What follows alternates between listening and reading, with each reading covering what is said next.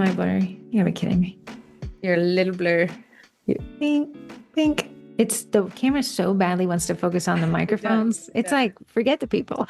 I just want to focus on the microphones. Okay, Corey, it is the podcast and it's remote. It is going to be 70 degrees, 75 degrees on Sunday. But today it's freezing rain and snow. I won't believe it until I see it. Virginia keeps you on your snow and your toes. But I'm excited about 75 degrees. Oh, I can't wait. And it says 70 degrees for a whole week. And they said that's out of context. I think it's going to be a rainy week too, but I'll take it. I'll take it. Clean up the roads. Your vote. Did the snow piles last through this Sunday? The big parking lot ones. Yes. They do. When do they melt? Yeah. Well, we had some good days this past week and they were still literally. But 75. I know, maybe. 75. Maybe I've not seen it in so long. 75 is take your jacket off and complain about the heat weather, but actually I'm very excited. You're right. I don't think they'll last after the 75 degrees and rain. I hope not. And I hated that it snowed yesterday and it really kind of stuck. Gave them a little power, gave them a little gums. Ruth Ann said that at least they look prettier now with new snow. They do. They were getting a dark hue. Yeah. Nothing gets, where does the darkness, the gunk of the snow creep piles come from? Like nobody was pouring stuff on them, but when they're at the lowest, they're very dirty. I want to say the exhaust from cars, just right on there. Which begs the question, and we'll return back to it at the end of the podcast, wearing shoes inside the house, controversial. Because you see how dirty the outside road is. We'll be returning back. My husband who wears shoes everywhere. Do you? Yeah, because when he was like, I'm going to wear shoes, then I'm already going to have to clean regardless. Pot, me, kettle, pot. Kettle and pot. But we have a lot of carpets a lot of rugs that I don't mind replacing. Oh, fair. More on that. I want to ask about ruggables. This is the Sugar Cookie Marketing Group's podcast. It was late last week. We had our first guest, Eugene, but he had to wait for compliance, who took their sweet and lovely in approving that. But we're back to our regular scheduled programming on Tuesdays sometime in the afternoon. Typically, though, this is in person, but we're doing it remote. And I have the nicer camera, obviously, and Corey's using her laptops. Upcoming is the Photography Bootcamp, which is actually the topic of today's podcast, the AI Cookie Collab. And I would want to talk about that Irish icing class. And if you want to talk about the upcoming Easter class in a minute, we can do that. My quote of today is the single most important component of a camera is the 12 inches behind it. Is that you? Your brain, yes, the face, the human. So that is the topic of today. Now, this whole week, we've been putting together our second boot camp in 2026, and it's cookie photography. And Corey's the heavy lifter on this. I edited all the videos and got them loaded yesterday. So that thing is going to kick off actually on the 5th and the 6th. It's a 2-day boot camp. The boot camp is a new concept if you're new to the podcast. It's a new concept for the Cookie College, our membership. You can taste test a membership for $13 once a month for these boot camps. And when you're ready to sign up, you get the Cookie College at $13 off and all future boot camps included. Yeah. So I think it's great. Now, when you go to sign up, and I figured out how to do this last night, I meant to tell you, when you go to sign up and you purchase the boot camp, you're immediately able to sign up for the Cookie College at that discount. Oh, that's there. Nice. Bam, bam. But also, if you're not ready to commit yet, you have 7 days after the boot camp to snag that discount. Okay, Corey wants to talk about 5 steps to better cookie photos. Cookie photos on the brain. That's all we've been talking about. It's all we've been talking about. And it's not necessarily like I can say do 1, 2, 3, 4, and that's what's in the boot camp. But I want to just talk about almost spitballing and opinion based why photography is so important when it comes to bakers in particular. And I have a little listy. I know Heather has it pulled up. I only have one screen. Heather's working on 50 screens. So it must be nice on NASA, Houston, we have problems. But the number one thing when it comes to photography is just the marketing aspect of it. People are visual. That is what they are. That is who we are. So we buy with our eyes. We eat with our eyes. When things look appealing, our mouths water. When things don't look appealing, we say, ooh, I don't. I know I've read a study, and I have to mute Facebook. So sorry. Got a lot of things running here. I read a study on, like companies like IHOP. Yeah. their menus to have photographs of some of Yeah, the they do. plates. I'm always more inclined to order something with a picture of it. Call me a 5-year-old. I want to see Well, a picture. I also know you as a shopper. When we go into a store that sells clothing, me and you will stop and look at the mannequins first. The mannequins are the best part. Did you ask a question that's going viral? I have got to We find did. Facebook and destroy We it. did. We did. I asked, what will you never sell again? I like to leave many instances of Facebook up on my computer because I use Facebook Planner and then I schedule in the groups. Then I never close out of them. They're forever there. And then it just every notification pings about 5 times. And that one, Um, everyone I said, Kate yeah. So pops. explain us through that back to what you were saying. Yeah. The visual representation of a product is more inclined. I'm going to see if I can find that study I read.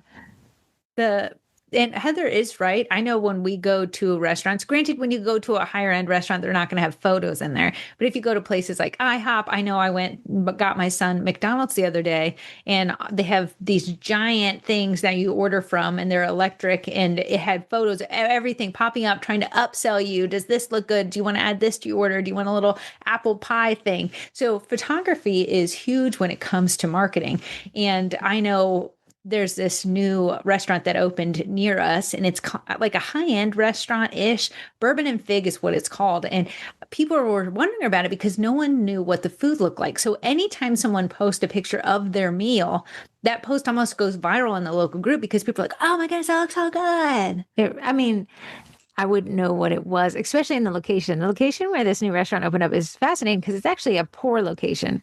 Just the age of the building, the access to it, but the environment, the pictures, it's actually a high-end restaurant, but you wouldn't have known that judging the book by its cover. Here is that study. Menus with high-quality photos can increase restaurant orders sales by up to 44%.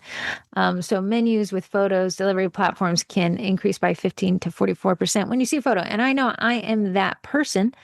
And it says through this article, customers remember 65% of what they see, but only recall 10% of what they read.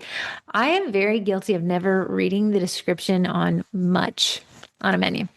True, true. And just to the point that you said, this restaurant that's opening is in a very outdated kind of strip mall. And that's why Heather's saying it doesn't seem like that place. When we're baking from our home as home bakers, a lot of people have a stigma around other people's homes. You know, you've seen that, you know, the dog and the little paw biscuits, and you're like, is their home disgusting? The I don't know. company I'm taking potluck. a risk. Yeah, Yeah. the potlucks. And we all have these ideas of what other people's homes are. And your photos can actually demystify that a lot and kind of dispel rumors and dispel thoughts and concerns folks might have. Well, it's the same thing. Anything you order online, if I'm buying a piece of furniture, if I'm renting an Airbnb, or if I'm going to a beachside vacation, or if I'm getting food from IHOP, when I can see a high quality image, it allows me to almost picture myself there. And with cookies, I think it allows us to picture the reaction of the person we give it to? Yeah. Yeah, you can almost, it's like it's that last little mental image that you need to be like, I think I could see myself bringing these to a party and the party person just being like, oh my soul, I can't believe you brought me these cookies. In a weird world. And when I first started dating apps weren't out yet, but now they are. And what you see is people are like, hey, here's a bunch of photos of me. Can you picture yourself in these photos with me? If so, swipe right. Right. So the pictures breed. What was that? This is you. You could be right here. You and me could be holding this fish together. So you can kind of say like the visual representation of the product allows the end user, me, to imagine myself there at the restaurant, at the Airbnb, giving the gift. Mhm. Without that, though, the brain is forced to do a lot more decision making. You're going off of the copy that somebody's using to describe something. It's very hard to visualize. So you can say, order your St. Patrick's Day cookies now. Okay, yeah, St. Patrick's Day. Right now, my brain goes to clovers, I guess. Maybe the rainbow. Let me tell you, it's a shamrock. I had to learn that for the cookie class. I knew somebody was gonna be like, you saying 4-leaf clover, but it's this. The 4-leaf clover has 4 leaves. The shamrock has 3 leaves. I think the shamrock is more closely associated with Ireland than the 4-leaf clover, which is associated with luck.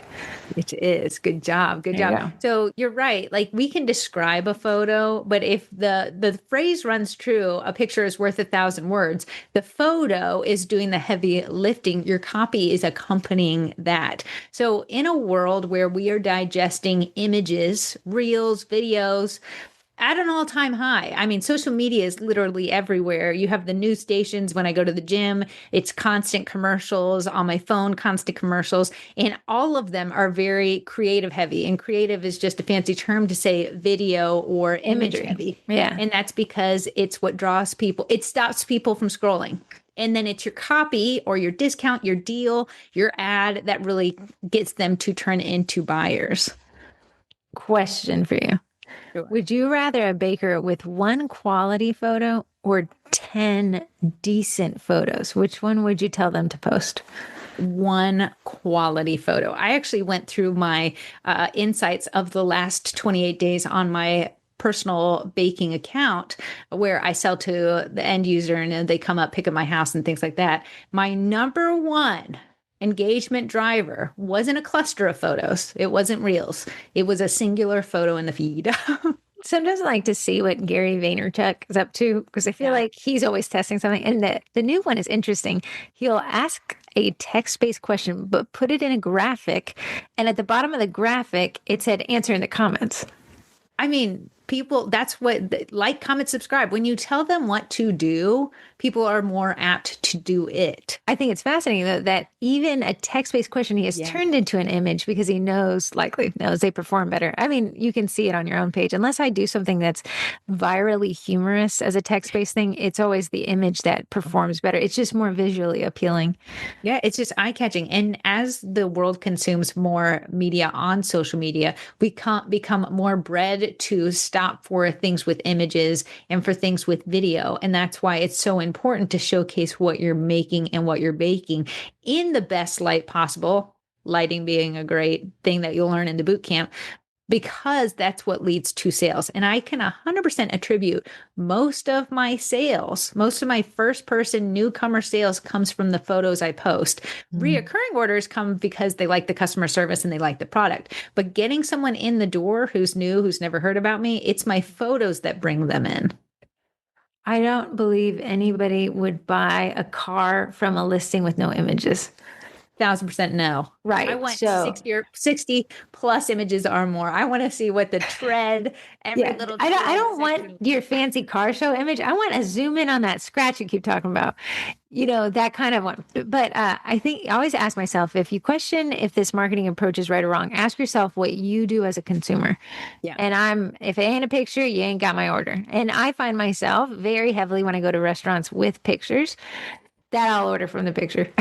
Yeah. Sometimes I see bakers for pre-sales, like they run out of time. There's only 24 hours a day. I get it. They'll take the Cutter Shop image and they'll be like, here's the ideas that I have. And I'm like, wow, you probably will get some sales from that, but you would get so many more with a photo of the end product of what your user would actually be coming in picking up that day. I think you guys as a bakers can see a cutter shape and translate it into a design in a cookie. Yeah. But us other folk, the eaters, we are like, what is that? I mean, Cutter Shops they look like cartoon images, honestly. Oh, yeah. You could just put a cartoon up there and it looks the same. So I do think bakers, because we've been doing it for so long, we can imagine it as a cookie. I don't know if the end user who's never been associated with cutter buying, Cutter Shops, royal icing can picture it as well. It's better than nothing, but it's not the best you could be. If you were going to buy a Mercedes used, right? And so somebody's like, I have a great Mercedes. I wasn't able to take photos, but here's what it looked like when it came out at the dealership. Like, here's a professional image of Mercedes pushed out. Would you still like to buy the car? It's like, well, that's hard for me to translate, even though it is the exact same car. It's from Mercedes. They built the car. It's the other car that they sent out to you. I need to see the representation of reality. Yes. To make the purchase. The representation of reality. I mean, I know that there's crumbs on real cookies. There better be crumbs on your graphic, to really kind of sell it, because you're right. You're painting a picture, and the final step is you give them this photo that they can see in their feeds, and it's their brain connecting the fact that they can take this little thing, give it to their kid on St. Patrick's Day, and the kid's like over the moon, literally eating the moon, Lucky Charm. And that's what your photos are trying to do. Right. I agree very much. But it's, yeah, so you have here perceived values. These aren't Oreos, and presentation matters when you're asking a lot of money for something that we'll literally eat and see in the toilet at the end of the day. That's so graphic. You typed that out, and I just read it out to you people. You guys enjoy that. I'll say, check out the most recent Oreo commercial. They show up every once in a while. I don't have kids, but I assume they're being blasted on a kids network. It makes Oreos look really appealing. So how Oreos unappealing, but I love them. Oreo, no Oreo hate here. They know the power of advertisement. They know the power of photography and imagery. We can't snooze if Oreo's even trying for market share, you know?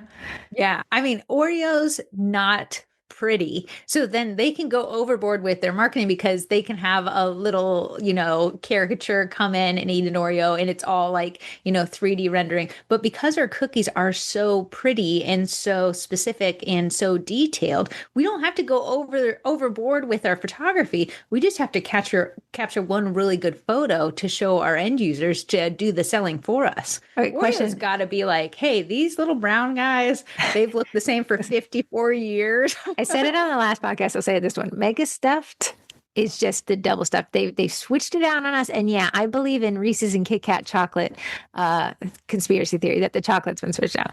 Even though the Reese's family said, no, it ain't taste the same. You have this interesting next point, proof of skill. Asking higher prices, you've got to show why you're asking for more money. Saying copy like you're paying for years of knowledge doesn't show them why they need to buy from you. The imagery is proof of the quality. So I'll say, new bakers, seasoned bakers alike, photography will still improve your sales.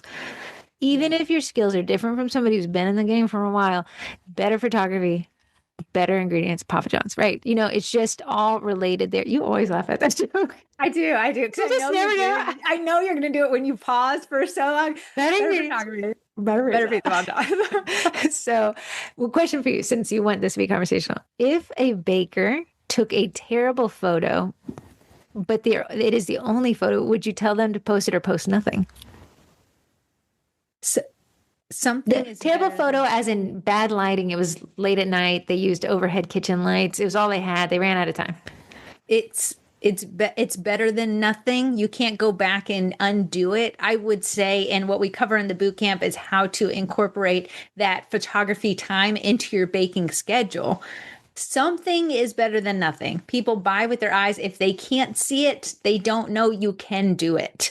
I know I'm going to add a subtext here that I didn't give you as an option in my question, but if you had a terrible photo or you had an old photo that was better, I'd post the older photo that was better before I posted the terrible photo just to put content up. Because that photo, it's not like good photography sells and bad photography doesn't sell. It's bad photography actually takes away from sales.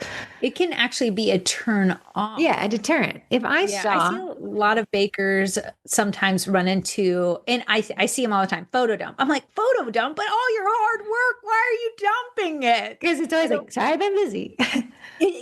You've been busy. You're trying to play catch up. Life is life. But it'll be a photo dump and it will be like the cookies maybe next to piles of royal icing, and the icing's leaked out, which is totally normal. As a baker, I know that happens. Your end user doesn't know that your dirty workspace that is filled with icing that you probably cleaned and Clorox before you used it is normal. But what you're showcasing to them is, my house is a little dirty. But whether it is or not your photo, we have an older sister, and if you send a photo to her, you best believe she's checking everything but the subject. We call it picture perimetering.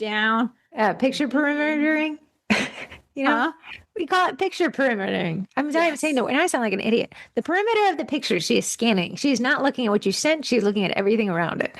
And that's why your photography is so important, because you don't know what that other person is looking for in their photos. I know one time someone posted that they sold a bunch of DIY kits and they posted it as a win in the baking group. And you were like, oh, wow, congratulations. A lot of bakers said, your DIY kit box is on the floor. That's gross. You got Nathan walking in with his shoes from the outside. You don't know how someone is going to interpret something. So you don't want your photos to be a turn off and you're just posting it because it's some content and content's king. We want to make sure that our business and our brand, and if we're asking a lot of money, it shows why we're asking a lot of money in our photos. and it translates. So your brand runs through the entire process from your cookies are high end. I've yet to meet a baker who said their cookies look good and taste bad. So the things that are going to sell it are how you're presenting your stuff to your market.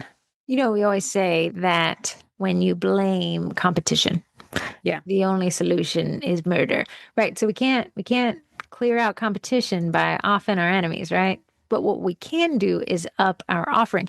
And I think a lot of times people are like, well, I get better ingredients, better pizza Papa John's. I can do better ingredients. That's going to increase my cost. I can do more fancy packaging. I think a massive win over your competition is better photos, and it doesn't cost much money. That's part of the boot camp is Corey's telling you guys how to take photos with a high-end camera, but also with a cell phone. I think you even leaned more into the cell phone. Better photos are an easy, cheap way to gain an edge over your competition, especially in a saturated market. If your competition doesn't have photos dialed in, easy way to gain more market shares right there is to have better photos. And yes, community over competition for sure, but you still got to make the sale. You still got to get your bag. So what you're going to do is, instead of saying, nobody buy from Corey, she's a loser, I'm going to say, let me see Corey's photos. How can I increase my photos to be a little bit sharper than that, a little bit faster, better, stronger, Yeah. Not maliciously, but it is work. It is business. Oh, it sure is. Competition is there, and maybe someone has like a God-given talent and they're really good at really hard decorating skills. Darn and you're them. like, but I'm really good at making cute stuff. Cute stuff, you can outsell someone who is more talented than you by how you present yourself to your audience. It's unfair, but it's fair for us who just like making cute cookies. You know what ads I see a lot? McDonald's. And I'll never rag on McDonald's. I love them. I love their public bathroom network that on a road trip, you're thankful that McDonald's exists. Sometimes on a road trip in the middle of nowhere, I'm like, what would we do if the McDonald's wasn't here? But I went on Sunday I found a TikTok of this local couple in Leesburg, and they said they found the best burger in Loudoun County. It was hard to find that location. I even had to say, am I in the right place? It didn't have a sign. I'm not sure if it was trying to give speakeasy vibes, but I said, I'm here for a burger. And they're like, upstairs. I'm like, do I need a secret handshake? I get there. The burger is much better than a McDonald's burger, and the price reflected that. However, McDonald's has more market share than this best burger place would ever have because it has great marketing. And a lot of that comes down to great photography. I only went to the best burger place in Loudoun because I found that TikTok. But I know if I need a burger quick, McDonald's my girl. Imagine someone saying, I know the best cookie baker in Northern Virginia. They tag Mixing Bowl. Someone goes to see, why is Mixing Bowl the best baker? And then they're wowed by photos. That's a slam dunk sale. If they're just taking the words, my photos are like a little cringe, a little gross. You're seeing my dinner crumbs around my photos. My workspace is bad. I said, I ran out of time, but here's what I've been making.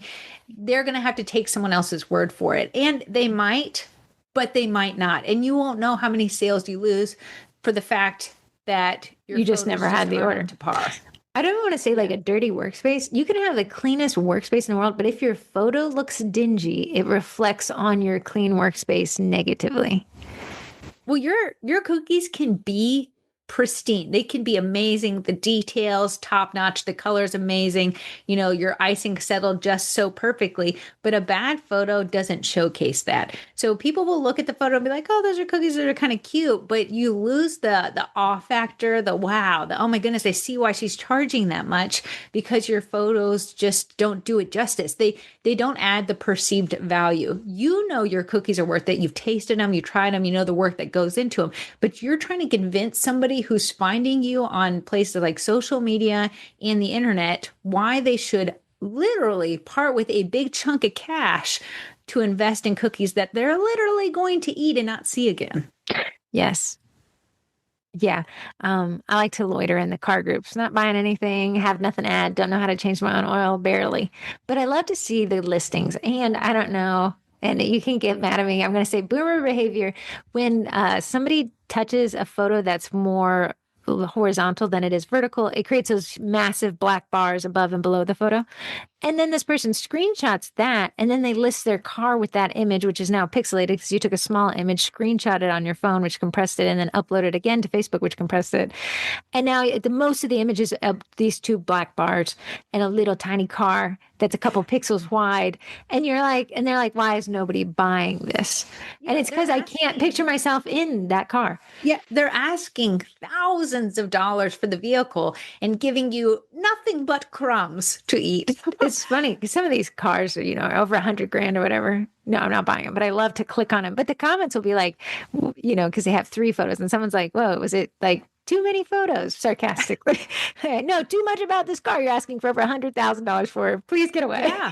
Yeah. The higher you ask, the higher the asking, the more forthright and upfront you want to be with what you're offering. You don't want to hide behind a cookie cutter's graphic and saying, okay, but I'm Give me charging $100 $8 for this one cookie. That's like, well, what am I getting? What does it look like? Give me your money. You'll find out later. It's a surprise, boss. You have here trust and reliability. They need to see that you can make what you say you can. If you have luxury cookies, prove it. Photos do just that. I agree. The photos are worth 1,000 words. You can have the best reviews. You can have the best social media strategy. You can have the best copy. But if your photos are the stopping point, the clog in your funnel, you won't make those sales because it's hard for us to trust the process.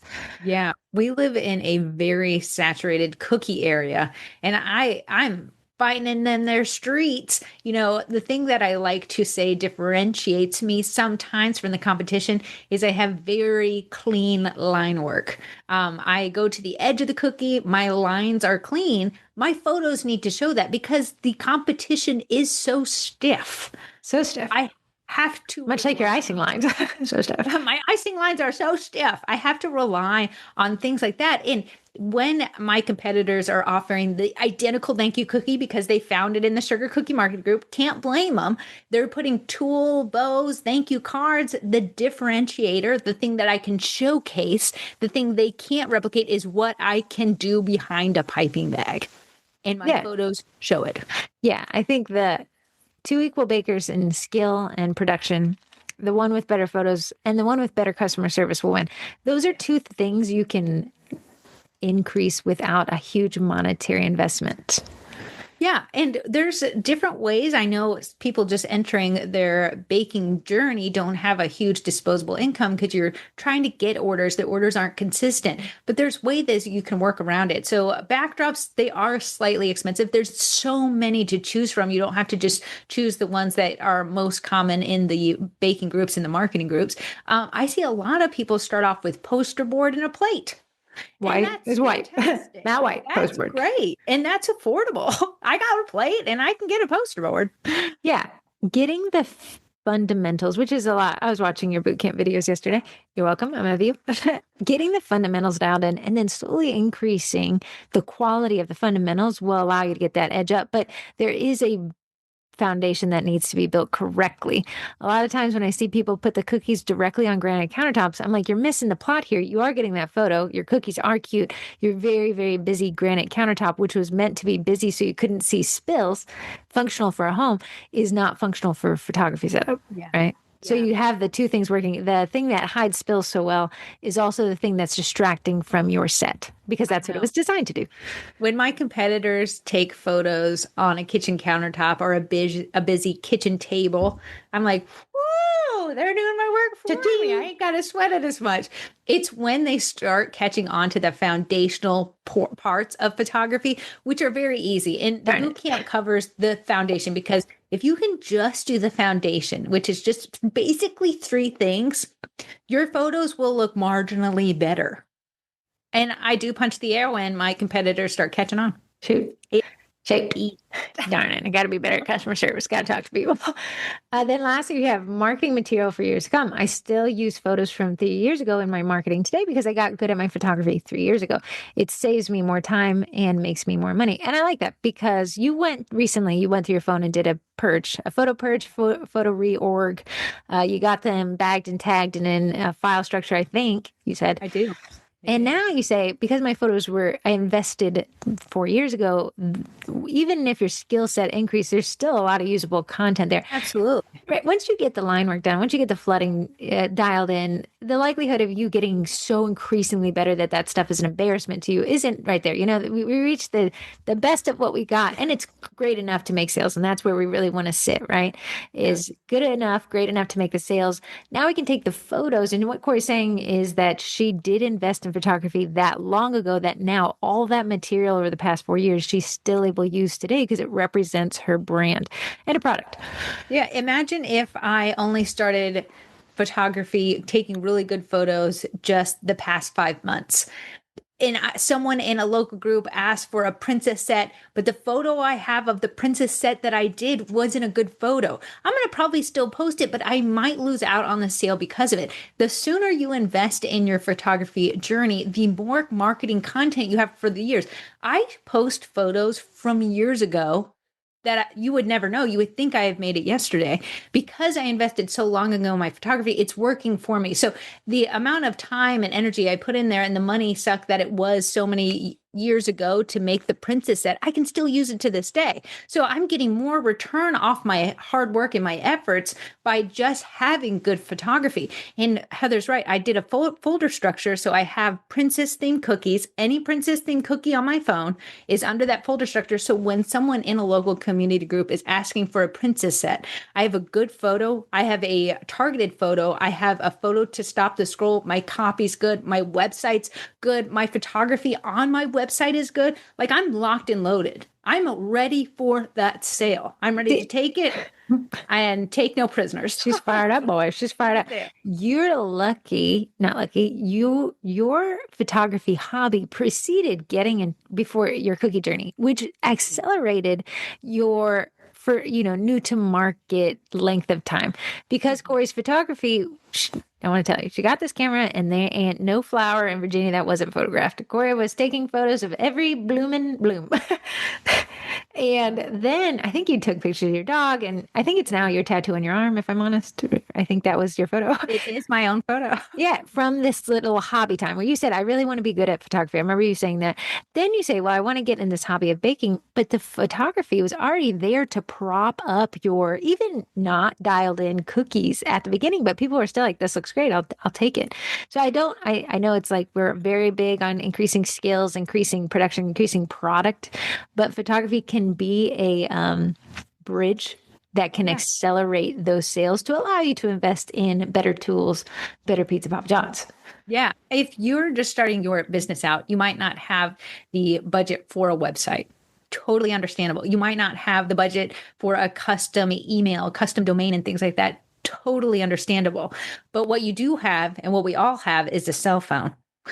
And we're baking and making cookies. So if you're tracking with me here, you can actually accelerate your revenue in your business by just focusing on good photos. You have the Facebook page, you post to the Facebook page, you're in the community groups, you're posting it, but your photos look good. Your photos look better than the competitors. You're starting to get more sales. And you're like, oh, wow, I think people are discovering me. No, they discovered your photos. Your photos was what they bought into. So they don't know you from Adam. They don't know me from the next cookie person down the road. It's the photos that catch their attention. And then it's up to me on my social profiles to keep them up to date, to keep my website up to date, to show customer service, replying to reviews, replying to comments, and really sell them on me as a whole, me as a baker. But it's my photos that started that relationship. I think it is. Okay, we started this conversation with, by taking photos, you can increase your sales by 44%. That's what the study said, right? 44%. I think we're like, okay, that's cool. Yeah, 44%. If I told you in Q1 you'd make 100 sales and 44 of those would come from your photos, that's almost 50%. It's saying photos are accounting to almost 50% of your sales. Meaning bad photos or no photos at all is actually taking 44% of your sales. So I think when it comes to food, when it comes to food and product, photos are so imperative that a lot of bakers are like, you always see this, I've sold out. I've sold out for everything. I'm the biggest seller in the history of the world. And people are like, I haven't sold anything.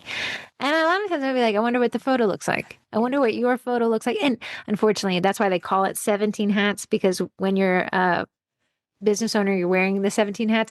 You can have the best photos in the world, but if you don't have a Facebook page, what's the point? You can have the best Facebook page in the world, but if you don't have a website to place an order, what's the point? It all has to work together. I just think that photography in this line of business is a lot of bigger of an impact than some people are giving it credit for. If they did give it enough credit for what it does, you'd be glued to a camera photography course.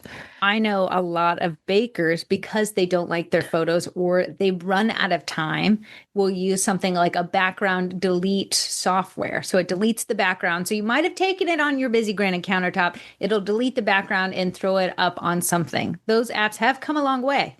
But the cookies floating in the corners of the rainbow don't paint the picture that it's a cookie. And rainbow's ginormous. Why is your cookie the size of a rainbow? Am I getting a huge cookie? Perspective does a lot for helping someone understand what they're looking at.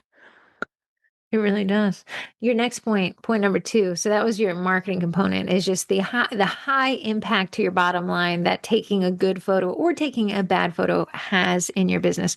The other day in a group that's not ours, because I know I had to have deleted it. This baker had posted a photo. I think she dropped something. So it was kind of like oopsies, like, look, I dropped something. However, the rest of the home was in disarray. And she said, I think the question was, should I post this for my audience? And people pointed out the perimeter of the picture and like, no, this will take sales from you. While you may think it was funny and kitschy, and it was like, oops, I dropped something. The outside, what it actually reflects to your business, to your audience, is do not order from this person. Yeah. So pictures are worth 1,000 words and 1,000 sales. So it's just really important. So that marketing component we drilled into, you guys, it is huge. I think it's just bigger than people realize. Moving on, lighting. You say lighting can make your post scroll stopping. Now, in the bootcamp, Corey had me in charge of worksheets, and I did a worksheet on shadowing, because a lot of times, I've now AI is maybe taking my Photoshop job, but in Photoshop, everyone's like, hey, can you change this? But I'm like, we have to pay attention to the shadows, because that's where the dead giveaway that something's been edited is, because the shadows tell the truth. I can take you out of the room, put you in another room, but the shadowing will not match. And being able to create the shadowing is called like compositing. So image composites is being able to take 2 images and merge them into one, and the end user can't tell. But lighting is one of those foundational things, because to add it or edit it in post, which means really, I think when we say lighting, what we're talking about is shadowing. To edit that in post is so difficult. It is so difficult. And in the boot camp, I say trash in equals trash out. You have to have a good foundation to feed your camera lens, because your camera it's capturing what's in front of it. It's not a magician.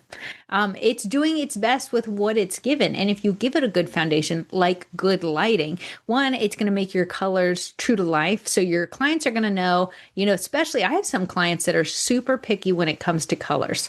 If they say mauve, they want whatever mauve is, and then I have clients who are like, you specifically can't see mauve. I cannot. And that's why anytime someone says mauve, it throws me for a loop. But you have clients who are super particular. They want the cookies to match whatever the invite is. And it's important that your photos replicate that. When you have bad lighting, when you take photos in dark lighting and you refuse to edit it to make it look more true to life, you're doing yourself a disservice, and your customers might have been more excited if the lighting was correct in the photo. But when you give them a dark photo, they're like, oh, this looks great. Every once in a while, we'll get that person like, oh no, I sent this photo to my customer and they're saying the color's off.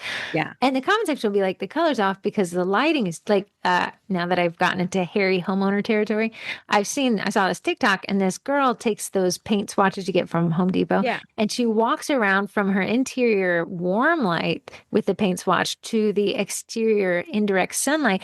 And that paint swatch completely changes colors because of the effects of the lighting on that paint's, it's a reflection, right? So, like you always see people are like, try to make it true to color, but you can And once you send it to the customer, you can't. But you could edit that photo to be more true to color because the environment around the cookie has changed.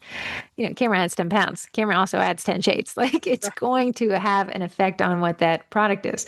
And I know AI is becoming bigger and bigger, and I still will rely on my own photos more than AI because AI takes an image and it will edit it all together. So it takes something that's from your kitchen table, puts it in a box that you weren't going to normally put it in, and maybe your box is sailing on a boat because it's a first anchors away set, thing like that.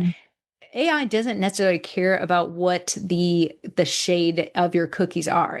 You're saying fix the background on there, put it in a box, and it might add a third eye to the baby, but your cookies look better than sitting on the granite countertop. But the cookie does have a third eye. AI is super cool, man. It's super cool. But I was trying to get it to like paint I took a picture of the house and I was like, paint the walls. And it was like, okay, here you go. And I was like, okay, close. Can you change this thing you just did? And it was like, okay, here you go. But I'm like, but you didn't change it. But it's like, okay, here you go. I was like, but we're still not there. Here's a great example. If you guys are watching this on YouTube, look behind Corey. There's a sign that she's gotten made. It's made of wood, right? Mm-hmm. I know, because I've been there, that sign is white. The cookie here is white, but it is actually green in this video. It's a shade of green. If I used a color picker, you could see that it's slightly tan, slightly green, depending on what the sun is doing to her left. If you look out her window onto the left, it is blue. But I know that is a white panel. So the cameras, because she's got in front of her a warm light, I can tell it is changing the colors of the things around her. So lighting is important. And now you say, well, Corey, this is your photography studio, and it's still not. She's using post-processing to get back to that true white color. Because right now, everything in this image is a shade of green because I can see the white behind her is a shade of dull green or tan. Yeah. Right. So that lighting is important. And then the overhead lighting, and we talk about indirect natural light. And that's mostly what you talk about in that first PowerPoint walkthrough is really sourcing that light. I have if you can see on YouTube, you see I have a shadow on my face. Yeah. Right. This is diffuse light. I actually bought these on Amazon. They're warm lights and they come in with diffuse light bars. They were like $20. This is better than if you saw a really harsh light. I got one next to me right here. I have to move, so my lamp is on the floor. I can't move them toward me. But if this is a really harsh line, you see how it's barely there? Yeah. This is a nice, decent light for just casting my face. But if I had makeup look really nice, let me tell you. Congrats on that. It's all a lighting game, right? You kind of see like when 4K TVs came out, they're like, we can see too much detail. Same with photos. So while we want to live in kind of warm lighting, that's where we want to live. That overhead, like if you go to a candy store and it's all that white light, that's kind of better for photography, especially when it's diffused, because we can get that true real color white. Yeah. And you know why you go to the candy store and the jewelry store and the lights are blinding is because it makes everything look better. The jewelry is flashy. It's catching all the lights. You can see every shape of the diamond and you're like, wow, that is really pretty. But when you come home, you're like, my diamond seems a little dull. And that's because we live in bulbs because our eyes cannot handle such bright lighting without giving us a headache. But our photos, need the right light because I can tell you on a feed in a group where someone asked for I'm looking for a baker who, and I see the photos lined up and it's a dark photo. They might have a good background. The background is not their kitchen table, but their photo is dark as heck. I'm like, oh, I got it. I still got it. Because I focused on my lighting. Brighter is better when it comes to food. Dark and dingy food is not palpable. Brighter photos makes more sales. I wish I wrote the book. I wish that I wrote the standard. I didn't. It's been around long before me and it'll be around long after me. Maybe one day you could do like an intermediate course on sultry dark photos because I have seen you do that and it incorporates light. It's not my favorite thing to do, especially you'll see royal icing cookies and that's what sugar cookie marketing is about, is all about those fun punchy colors, those bright backgrounds. So we never really get to the sultry of it because we're always making fun themes, bright themes, wedding themes, and you always think brighter, whiter is a little bit better. But if you are a drop cookie baker, I knew you were going to say drop cookie muffin sourdough. Yeah. You can really honestly paint a really sultry photo that stands out on social media. Kid people, you like do the, rest in peace to my 30s. That can be a dark, sultry photo that can make you more sales. Valentine's Day, Yeah. It Halloween. comes to nailing the foundation and then figuring out the style that you want to go with. I know people have said, I always know it's a Corey photo before I even see who posted it. And that's because I have, my style isn't like, oh my gosh, where did she get that backdrop? No, mine is replicable. You could absolutely do it, but you see it over and over and over again that people say, I knew that was your photo before I even, because I've grown to like my photos, and I like how I've tested them against my audience. My audience responds well to the photos I've taken. So I've been able to really hone in on that and make some sales from it. I'm dogging on people right now. Folks, bakers who steal photos, which you're not allowed to, right? If you don't have explicit permission to own a photo, you can't use somebody else's. The biggest tell that somebody steals photos is a lack of cohesiveness in their product images. I can say that's not you because your staging is so wildly different and blah, blah, blah. Because like this one staged a certain way, almost it becomes a watermark of sorts, your photo style. I see a lot of bakers now using AI images. Like maybe they're like, they had an idea, they didn't want to bake it. So they've made AI make the image. But if you scroll back through their posts, they have it contradicts each other, their contrast. And what we really want to do is when our clients show up to pick up what they ordered, we really want them to be like, wow, this is exactly what I thought I was going to get. These look exactly like they did in the photo. I am wowed. I am not disappointed. If you find that you are not getting a lot of return customers, it's something along the lines of what you're doing. Whether you're portraying your cookies and AI makes them a perfect circle. I have not ever been able to bake a perfect circle. I'm always having to do the edges with a grater to make them perfect circles. But AI doesn't know that maybe circles spread a little bit, and you're portraying something that has perfect, no issues, no lines, but it looks different when the customer picks it up. They might say, wow, these are great. And you might never hear from them again. And you don't know because you're not looking introspectively. How did I lose this person as a reoccurring client? I know some of you guys are like, well, you guys gave the freebie photos into Cookie College. You're part of the problem. But here's what I want to tell you. When we give those photos, I tell people, if you can't replicate this within 90% of what the photo includes, don't use it. You're going to cost yourself sales and you're going to leave yourself wide open to bad reviews. If you're able to replicate this photo within 90%, this is a great way to save time and effort as a pre-sale image before you have to order the cutters. So again, you got to kind of keep them all aligned. If you're not there yet and that photo is there, you still got to work on it before you can use that photo to streamline or the ordering process. Right. Then you have backgrounds. Your home probably isn't picture ready. Backdrops is what Corey's talking about. There are white boxes. They are the bane of my existence. I bought one. You buy this little cheap thing on Amazon or you make your own. It's just hard to replicate natural light. Can you? Yes. But then you're constricted by space because it's in a box. So then you get a bigger white box, but now it's taking up your whole house. They're always so frustrating. I just hate them. I want to say replica surfaces. I'm not a big believer in white boxes just for the reasons Heather said. They're tiny and then you see the corners, then you get a bigger one and now it's the size of your house. Replica Surfaces has this device thing, and it's almost like a portable backdrop stand. And you can wheel it around your house. It's got 4 wheels. You can reel it towards the better lighting in your house. Didn't she stop selling those? No, she still does actually. Oh, good. She must have restarted. I know that I get a lot of pushback from bakers. I live in a dark place. The sun never shines. Okay, Alaska. Yeah, I live in a center townhome, so I only have lighting on the front of the house and the back of the house. I'm constantly chasing it too, but I'm willing to go to it so I can get better photos. You can have your excuses. Oh, I live in a condo. My kids are out there playing. I don't want to interrupt them. Or you can have better photos. It's whatever you want, but you're going to have one or the other. Yeah, it's inconvenient. I'm gonna validate everyone. Camera setup, staging setup, finding that perfect light. It's rainy, the kids, people are running in. It's hard to do it. It's just so frustrating. However, it is an integral part of the sales process. So if you can start clearing out a corner of your house and have a dedicated space there. Nobody's allowed to touch it. I would say it's worth the investment. I understand it is a massive struggle. I know. IKEA, Heather gave me this table once. It was a short table. It was an inexpensive table, but it was a white table and it fits a little backer on it perfectly. That's something you could keep in the corner, bring out when you need a photo. You can create a stage, just create a photo setup for the first quarter of the year. We know we got Valentine's Day. We know we have St. Patrick's, and then you change it as you go through the year, but you kind of set it and forget it. And that works with a lot of people who have time constraints. I don't have this. I have space constraints, so I can't leave one out because people would be like, what is that? It would take up my living room. So I have it, well stored to the side by my couch. So it's grabbable. So my excuses aren't there. Well, it's all the way downstairs. No, it's literally right there. It's in the corner. I like that. Bake in the easiness of it. As easy as you can get it, have it there.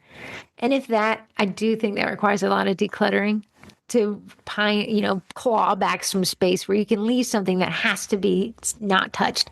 Yeah. But you can do it, and I think it's worth it. I think it's worth it if you are like, I really want to make more sales and I really want to support my family in this avenue. Wouldn't you want to do everything you can within your power to do that? So you know what? Go ahead. Go ahead. Sorry, everyone's listening. There's a lag in Zoom, such as life, but it's impressive how Zoom works. Now that I understand that it is taking 2 lags and still forcing us to be able to hear each other. When you guys are building out your cookie rooms, factor this in. When you guys have that, like, hey guys, bless your life that you're able to build out a room dedicated to your business, but build in a space to have a dedicated area to take photos how cool if you could leave if you do use a 3-point lighting system or some manufacturer bounce board, if you could just leave that set up and just come and go, oh, your photography is just going to be so nice. I know my cookie room isn't conducive for photos most of the time. I actually go down to my front door. My neighbors think I'm insane. They know what I'm doing. They've bought cookies from me, thank goodness. Free advertising. Free advertising. So I take a little field trip with them, and I love being like a person that has to take it down like a server all the way down the stairs. I've had many a close call of almost falling, but I do it for the photo. I do it for the plot, as the kids say, because I want to make more money, and I put a lot of time into decorating these cookies, and I'm okay with people taking them and eating them if I can have this one photo that I can use from now for years on. Yeah. It's always interesting to see like the cookie world. Now we've been in it for like 5 or 6 years, the like ebbs and flows of the opinions. For a while when we first got started, the opinion was that you should never take photos of the customer's cookies. You should make an extra set to take photos of so you didn't have to handle the customer's cookies. I'm glad that little mantra has been buried. Can you imagine making 2 dozen, but just one you keep to take photos of and throw away? That's a lot of work. That's like a whole extra 4 hours. That's a tremendous cost. But anyways, staging is your point 4. Staging can take a photo from blot as something worth stopping for and maybe even leaving a reaction or, better case, a sale. Now, I had to record Corey, so I had to take the boot camp. Student 1, recruit 1 right here. And Corey said, you did the PowerPoint walkthrough, and then we went to building the pyramid. And I like that because it's pretty simple. I think when we're like, stage it, that's so ambiguous, it becomes overwhelming. Stage it, how? And I think you use an example, what it's like when someone's just like, I bought the stuff and I put it on the plate. Why isn't it working? Like, it's not working because there's no strategy behind the stuff you bought. So I think what you do is you start with the backer, you laid out the tea towels, you got a baking mat or a baking sheet or a baking grate, whatever you call those things. What am I saying? That thing with that you can see through and it's made of metal. And you put your cookies on it. Tray. And then on top of that, you put the plate and then you put the cookies. So you can see that each layer is smaller, but it builds on top of the other, creating a visual pyramid. And then once the pyramid is built, then you add the props, but those are crop outable. Yes. Croppable and proppable. I know when someone's like, stage it, what do those words mean? Yeah. And that's in the boot camp, we take it down and we dissect it into a more easy to digest way. So it doesn't just feel like, all right, now you did the foundational pieces, now go on your own. You're staging, everyone's staging. If you've cleared out the backdrop and you put your cookies on a white backdrop, congratulations, you've staged. If you've gone and found good lighting in your home, congratulations, you're a stager.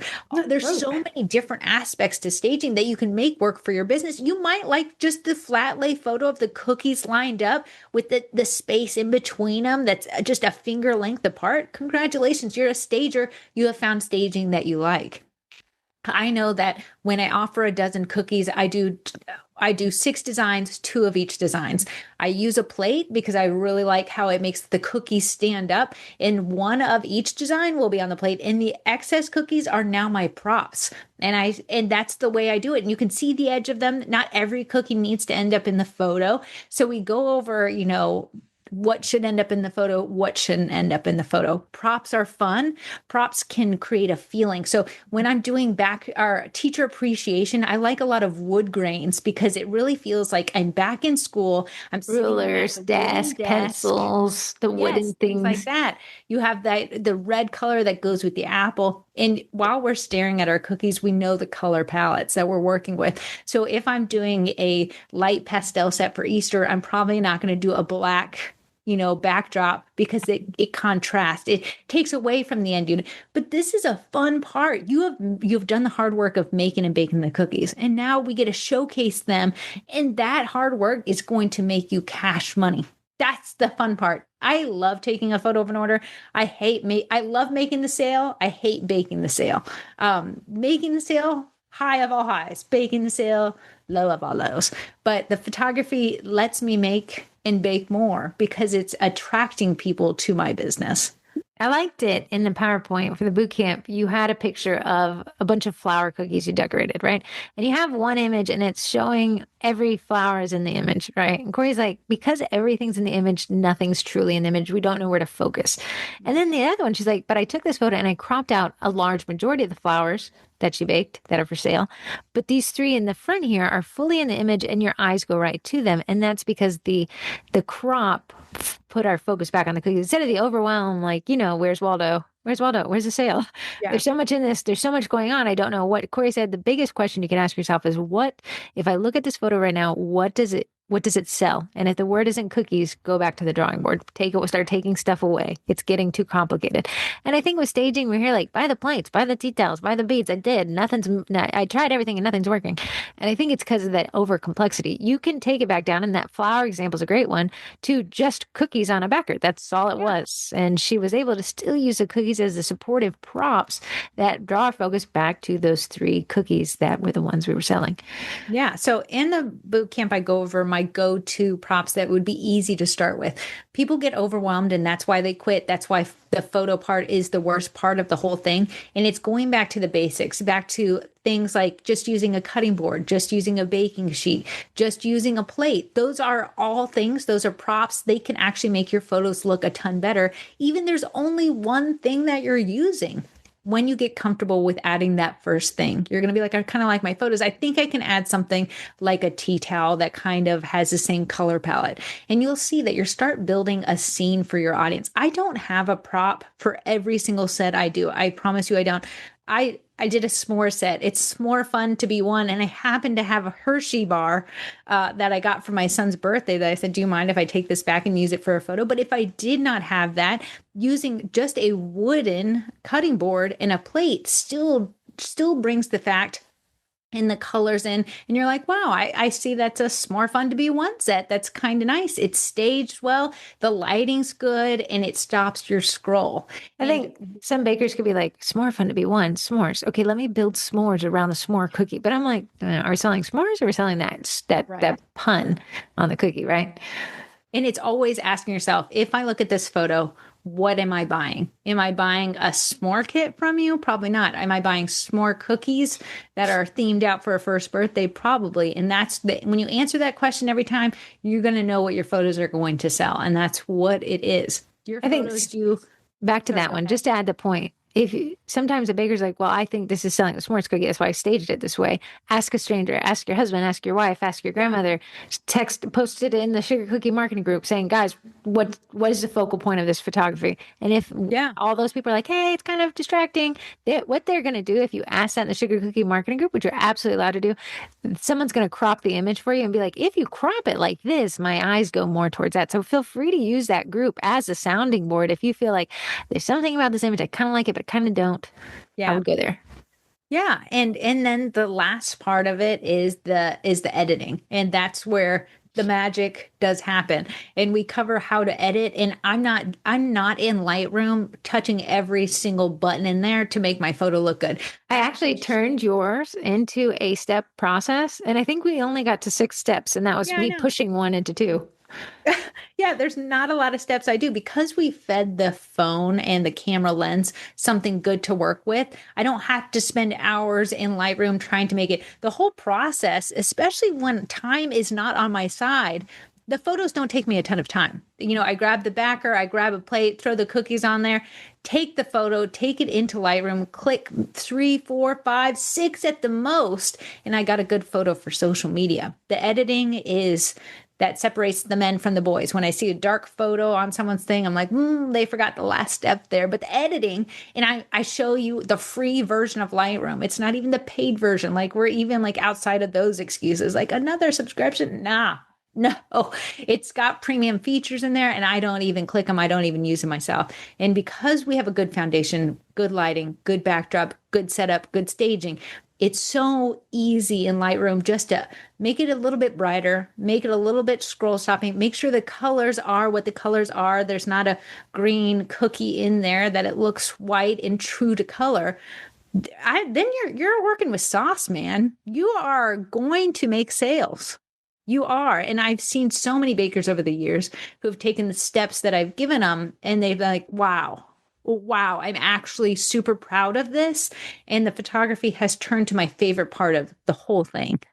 I think once it clicks, you feel it. I think some people are like, it's not clicking for me yet. We're close. You're on the Yeah. right path. Keep going. Take this boot camp, which is a 0.5. The boot camp will drop on May. Yeah, I've been typing out the word May in the countdown. March. Darn it. March. Where did the first 2 months go? Usually I complain about those being long. They were way too short. Go on, girl. Short. Go on. Go to thecookiecollege.com. You can enroll for that boot camp. The course will drop on the 5th and the 6th. It's a 2-day boot camp. 2 modules. Corey and I will do a Facebook Live intro on Thursday, and then we'll do a live Q&A on Friday afternoon. So you guys get to hear these lovely voices 2 more times this week for $13. But when you sign up, you can also access the Cookie College and get $13 off. It gets you your money back. But the cool thing is that $13 off counts for every renewal as long as your membership is active. So you get the Cookie College at a stark discount. And if you're like, I really liked the photography course, and I missed the in-person one, and I would like to, you can catch it all in the Cookie College. So when you get that subscription, you can go back and find the in-person cookie class, take that one as well. Yeah, I'm going to pull up my worksheets you made me make. Oh, I gotta open it up as the owner because I actually give you guys the worksheets I make as Canva templates so you can reuse them because I want you to be able to. But I was really happy with how these came out. Let me open my projects. And here is what we've got. We do a lighting analysis, just kind of be a visual representation of why that diffused indirect light, diffused using a window to diffuse it, versus walking directly into the sun and saying, "Whoa, those shadows are harsh." Then we go through a photography checklist, kind of what I would start with, Corey would start with, if it's set up prop staging and post processing, the approach there. Reverse calendarizing. So reverse calendarizing is where you start from the due date of the order and work it backwards. A lot of times I see people, their excuses, I didn't take good photos because I ran out of time. By the time I was ready to take the photos, it was dark outside and the order was picked up the next morning. So in this one, you say, here's the order pickup date. So if that has to be the pickup date, where are the 2 times I can hit golden hour preceding this date? And that means that order has to be ready by not the due date, but rather by the photography date, because that's where we get those photos that sell more. Then we also do a visual representation of the pyramid Corey talks about. I think that helps because I think saying pyramid is kind of confusing. But when you see that it's a very, very short pyramid, a very, very stout pyramid, you can kind of get that. And then we end up with kind of the photo room configuration to kind of consider when you're building out that room, what the shadows, where they're coming from, how harsh they'll be, and what you're going to look for when you run from the kitchen overhead lights screaming.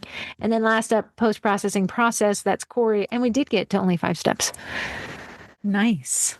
And it was built off of a cute little video that you gave me, which is now in the bootcamp. So if you guys want to sign up for the bootcamp, you can at thecookiecollege.com. And next month's bootcamp will be everything about pre-sales. And then we're doing one on 3D printing following that. So each bootcamp is each month. They last between 2 and 3 days, depending on the content.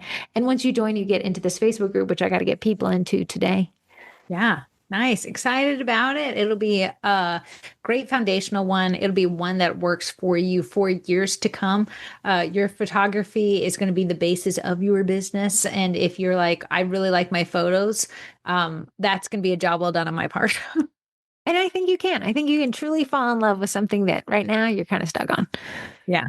And having Corey, she gives you a 65 slide deck PowerPoint.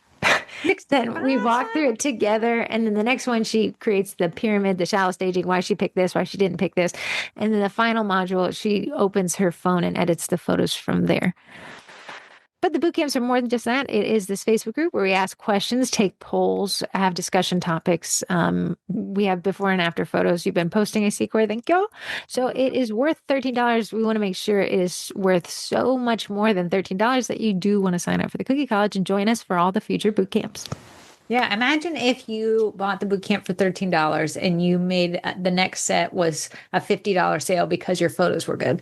I will have paid for myself and then some. So. And then you say, I want more of that, twins. Where do I go? And we say, come on, baby girl, I got you. I got you. Also, if you join the Cookie College, you get more than just the boot camps. You get the content that was already there, but you also get the content of our other memberships, which Corey has just dropped the cutest Irish icings class. We're not teaching St. Patrick's classes, but it makes me wish we were. It's cutie patootie. We're not teaching them locally. We're skipping over to Easter or something. However, these are intermediate classes, which means more icing colors and more icing bag cuts, not consistency. Bag cut flows? Yeah, there's 5 colors versus 4 colors, and there's an outline bag and a flooding bag. And the outline bag outlines it, but also adds the details like the little nose on our little leprechaun and, the details on the clover and things like that. Yeah, I wanted to name him Sean the Leprechaun, but I ran out of PowerPoint space, so I just called him the Leprechaun. But it was Sean in my head. But yeah, the people said thank you so much for the 40 beginner classes. We want intermediate options, and that's what we've been doing in 2026. And the digital downloads kits have gone through their rebirth last year, and we're continuing on with that. You get 7 printable files, and last month's. Because now it's a new month. February's was some sweet treats for my peeps. And I made some chonky, as my 3D printing friend said. He said, you made very chonky peeps. And I did, a set of 3. I think they're very cute.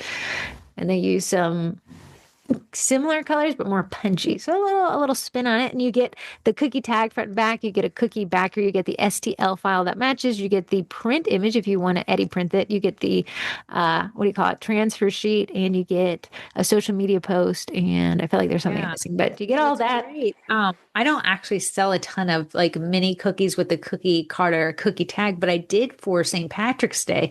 And I sold more of those than I thought. I thought they'd be like a lost leader, like no one would order them.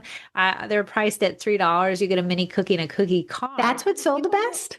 People ordered them. I think it was short enough that you could give them to all your kids, something to hand out on, for their lunchbox. Very nice. Very nice. Corey's a pre-sale queen now that she's done the pre-sale test run for the boot camp. She said, I have tasted of my own nectar. I am here for the pre-sales. I just know consistency, first to market, ease of access, and the photos really honestly is what carries me. But pre-sales are great because it gives you more control over order. What people get, what you want to make. A lot more money in one day using a pre-sale, and you have a full control over everything. So if you wanted to do easier sets, and in the Valentine's Day one, I went with pastel colors and made it easier on myself and sold out. So that was great. I feel like sometimes bakers are like, I'm really burnt out because what the clients are ordering is not necessarily what I want to make. Being able to incorporate and grow, because it's a different avenue, pre-sales allows you to kind of build in that anti-burnout because you get to bake what you want. Yeah. Yeah. I Granted, see they gotta people burn buy out it. from customs and then they'll be like, look for pop-ups and pre-sales. Like that's their natural ebb and flow. That's where they go. And then, as always, they get the custom bug and they come on back. Hey, And we're like, Christmas will do that to you. That Christmas money will make you okay with a lot of stuff. Okay, moving on to our gossip column. This one's a bit longer. You guys can submit your gossip column. It should be pinned up. I'll post a reminder in the group if you guys want to. So it says, let's get ready to crumble. Funny. I like that play on words. A friend of my son's father was getting married, and I was approached by the woman that was paying for the cake. I know the groom for years through my son's father. I hang out with them when they go camping. Because of that, I only charge the cost of the cake, which is just under $500. I let the friend of the bride know that she can pay in 2 installments, and she agreed. Needless to say, she missed the first installment. No problem. I'll get the full payment at the wedding. I made the cake, delivered it, set it up, attended the wedding. The friend of the bride approached me to ask for my Venmo info so her husband can pay me. I gave her the info, but I only received half of the payment. I go to find her at the wedding to let her know that I only received half the payment. She tells me that she thought it was strange when her husband asked to get my Venmo if he'd already paid the first installment. She'd let him know to pay the other half. Things got busy at the wedding and I forgot to check in with her about the payment. When I left the wedding, I knew it would be a problem to get the other half because it was no longer in front of them and the cake had been consumed.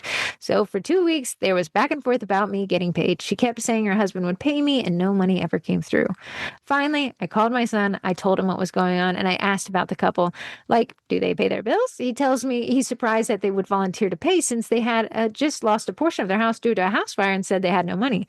Plus, they hadn't been around lately and they were a little sketchy now. He said he was going to call his dad so he could make them pay. I told him to hold off. Let me see if I could still get paid on my own.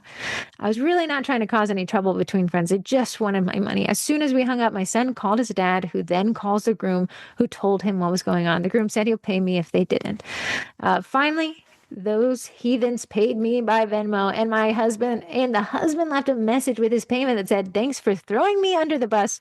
I was going to pay you the money. A lesson learned seriously from the situation. If I ever see those two at a functions, I hear one walk away with a sideways remark, punching emoji. That's a rough one. I love this kind of gossip though. This is a rough one because it's a friend of a friend. It's like a friend but it's a friend that's a proxy friend, so you can't be rude. You can't be like, come on, what are you doing? You can't Now a friend, dare I say. Yeah, now you're burning the bridge. And it's always like the referral friend is like, oh no, my name's on the line, but they're mad, but they won't pay. And then you have that like dirty little thing, I was going to pay you. No, if you were going to pay, you would have. If you were going to, you would. If he wanted to, he would. He did not. And then you add that last little thing in. Instead of, hey, I'm so sorry, you say, thanks for throwing me to the bus. Yeah. Punch emoji. I'm going to add a punch emoji to this one. There you go. 2 punch. Add one for me too. While you're at 3 punch emojis. She had 2. So we're at 4 punch emojis. That's on a scale of 1 to 5 punch emojis. Where are you at? Have you ever had an issue like this? Chasing payment. I'm so sorry. It always reminds me of the Adele song. Should I give up or should I just keep chasing pavement? But it's like, should I just keep chasing payment? Like, when do you call it? Hilarious. Have I ever had someone not pay? No. Have I chased payment? Yes, a little bit. What I want to do is make sure I get their payment before I start baking. Pre-sales has taught me that you're chasing just a little bit more than I thought you would. Like, all right, send you the confirmation, sent you the payment. And that's why collecting payment at time of booking is so much easier than chasing it after the fact.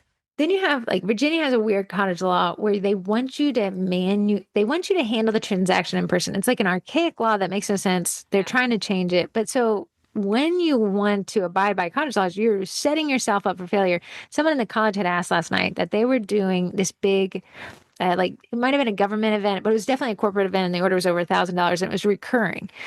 So she was like, yep. Pay at time of order. And they said, hey, can we break it into 2 payments? So she said, because the order was so large, she was willing to. They said, okay, we'll pay a deposit and then we'll pay at time of delivery. And she was she's like, I can risk it for the biscuit, but that's just cutting it too close. So she wanted to reword it. Can you pay a deposit and then pay the rest 1 month out before she starts baking? Which I thought was a good compromise, especially when we're talking about orders in the thousands of dollars. But again, you run that risk. I run that risk. I know we've talked about Neiman Marcus on here before, and the man is a gem. Hard to get him to pay. He always pays, but eventually, do I sacrifice this order So you see where your boundaries are always malleable and you're always like, do I bend them? Uh-huh. But you got to get paid. And then that can really sour the experience. Like this baker right here in the gossip column, this anonymous get ready to crumble baker. Like that's frustrating. And now she's going to one, not look at the friend the same, but two, she's going to be like, well, now I'm not going to cut the next person who would have paid that, will pay at the Yeah. wedding. I'm not going to cut them that because somebody else took advantage of it. Yes. Yeah. I You like agree. that. Thank you for the gossip column. Corey will take us through upcoming events countdown. Hold on. I've got to find Oh, my so sorry. I forgot you're working from a phone. I know I am. Okay, while she scrolls, I will read. We have our March AI cookie collab that's coming up in 2 weeks. You can still register for the reminders. Corey is going to be working on getting me that image to show you kind of what she's going to do for it. It doesn't require a selfie this time. You're going to take that AI generated image and you're going to knock it up against what you're able to recreate. And that's how we're going to use AI as a tool instead of a big scary thing we don't know about. In April, we're doing a Pipe a Park cookie collapse, leaning into the spring here. I'm excited for the warm weather as it drizzles snow outside. And I'll have more information on that next week. Are you there? I am on the collab and I'm at events. Okay, go ahead. Take it away. For events, we have What's Popping Con, and that is April 16th. Me and Heather, yours truly, will be there. Cookie Con, June 24th. Me and Heather will not be there. Vendy Blendy, November 27th. Me and Heather, unfortunately, will be there. I'm not at the vending machine. There's a version of me that only reveals itself pre and post Vendy Blendy in that day. That's the version of me that'll be there. Thank goodness, 38 weeks away. I Not think even on my Cookie radar. Con, I know, I'm not even thinking about it. I think Cookie Con's add-on classes go on sale tomorrow, Wednesday. Oh, good to know. Good to know. Yeah. And if you wanted to learn a little bit more about CookieCon, Heather Campbell Brookshire did a live. You can catch it for the next, I want to say maybe 25 days. It expires in 30 days. You can She's find that in the, huh? She sent me, I got to upload it to YouTube so it forever Nice. archives. You can find it in the Sugar Cookie Marketing Group, and she is a CookieCon pro. So she can tell you all about what to expect. It is confusing when you hear add-ons, core classes. What does it all mean? Can I shop till I drop? What does the tickets cover? And she goes over that. I tuned into her live and she really breaks it down for you. I like that. Also, tomorrow on Wednesday, the add-on classes for ticket holders go on sale. For non-ticket holders, it goes on sale later date. Also confusing. Interesting. Did not know. Holidays that are coming up. We have St. Patrick's Day is March 17th. That is fast approaching. April Fool's Day is April 1st. No jokes there. Easter sooner than it was, April 5th this year. Teacher Appreciation Week, big for me. I love this one, is May 4th. Nurse Appreciation Week is also shared, and that typically starts May 6th. And then you have Mother's Day right after May 10th. That'd be a nice little lineup there now that Easter's so early into April, that leaves all of April with like oasis, like desert, Yeah. like nothing's there. And then we get the little oasis of teacher, nurse, and Mother's Day within a week of each other. And then you have like grad orders coming in, like all the graduation orders coming in during that month. So I always feel like Q1's like and like, we got Valentine's Day, but like in January, March, Then we have the beginning of Q2. So then we have like, April, May, June grad orders. Then we get the J months again, which are like, but then August kicks it off. And then we get our Super Bowl months, which are the last 4 months of the year, starting in September, but definitely October, November, and December. It's a blur every year. I never remember. I'm always busy baking. I like to talk to Corey and I like to go to Seasons 52 and talk to the wait staff. And they're like, oh, we don't celebrate Thanksgiving on Thanksgiving Day because we work, but we like do it another day. But bakers, they like don't celebrate Christmas on the day. They celebrate like 2 months out because that's when it starts. It's always like shifts the calendar over. But interesting stuff that's coming up. Okay, every month I say the best selling bakes threads in the Sugar Cookie Marketing Group. So it's the Easter one that, hundreds and hundreds of comments, but the April Fool's Day one comment that understood the assignment. So April, I should take that off the calendar countdown because it's just not a big baking day. It's not a baking day. I don't see anyone has ever ordered from April Fools for me. It's a great posting content day. So if you like did brownies or, the cake pop, that's a Brussels sprout, that's funny and that's content. The deviled eggs, I know people try to do it all the time. I try to talk Corey to make it a vegetable tray, but it's all that's cookies. a fun one. That is a fun one. So that would be a good one. But yeah, I don't think I try to only keep these with like days that like matter to the baking industry, like Yeah. bake sales day. I Otherwise, would it'd be take like April everyone's like, 1st right on off there. goodbye is your last year with this April 1st. STL me about it segment. So if you text into 571-556-5644, you can win a month of Cookie Design Lab. And I know two of you have claimed it. I got to get to you. Sorry. Been working on the boot camp, but I'll definitely get to you. If you guys claim it within the 7 days and I don't respond within the 7 days, you still get it. It's my problem, not yours, but you claimed it. So you still get it. But where I have three.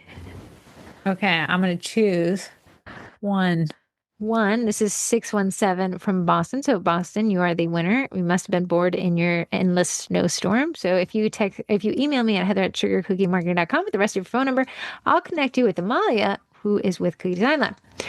They said, I'm trying to launch my first cookie class after taking the boot camp about classes. Do you think Easter or Mother's Day is a better bet for filling seats? I have my opinion. Let's hear it. I have my opinion because we're teaching an Easter class and we have sold out of the Easter class. I believe the Easter class is that Corey and I did do a Mother's Day class. It's actually in the class kits and we taught that in person. That was a hard sell. We thought it would be a mommy and me type thing and it didn't. We actually had to sell tickets to our own mommy. She came. Just like Mother's Day sales, oftentimes the person that is buying the cookies is typically the mom. So making a pre-sale that's Mother's Day specific is a lot harder because the men in their woman's life aren't always buying the cookies. Mother's Day classes, you would think a little bit easier because, a mom could bring her mom and they could decorate together. By far, though, Easter is the number one beater out of those two. Beater outer. Because beater outer, you can quote me on that, is because it's so pushed by so many brands and things. They're getting pummeled by Walmart, Target, everything like that. So Easter is just an easier one to do. A lot of people are coming into town for Easter. Mother's Day, a little bit harder to work with. Yeah, Corey and I have found that at least. That Mother's Day class we did teach at a new location. It was a partnership with AR Workshop, I think. It was. Maybe we should have kept all things the same before we added a hyper specific class. Set. It was a mason jar, flower set. Oh, yeah. We didn't teach the cookie class kits Mother's Day set. We taught that mason jar, but it was to mom, was what the cookie tag said. It did, yeah. Yeah. But yeah, no, we are teaching an Easter class. We're teaching one of the beginner classes because I prefer to teach those. I can teach them in an hour and a half, and that is almost sold out. I actually published it in the boot camp that they're talking about as my example class. Yeah, and nice. I didn't delete it in time, and people signed up for it. Another question. I thought this one was interesting. Fire round a question for the twins about being twins. I've always wondered these things, and I figured the best place to ask was at the source. Okay, then there's a couple questions here. Who is older and by how much? I am older. The Corey and I allege that my mom had no clue who was who, so who's to know? And it was a C-section, so we think by here's your first kid and here's your second kid. That was. We don't know. It was a race to the bottom. I feel older and wiser, so I do think. My mom said I had a lot of hair and I was fatter, so that's how they told us apart. Yeah, that's how they sold it. Just a little complex. I'll carry with me for the rest of my life. Who started dating first? Corey did. Corey's a lot more popular in kindergarten than I was. I don't know why. She was voted queen or leader of the girls club. And I was like, can I be the secretary? We're the same person. I don't know. I had all the girls dance around the mud puddle and say, boys are in the mud puddle. I really have that chant is in my head sometimes. Boys are in the mud puddle. We would just skip around this. As the ruler, you have to do some camaraderie building. I was going to march to my death. Boys are in that mud puddle. And you know what? At 37, they're still in the mud puddle.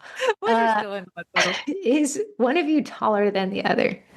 I don't think so.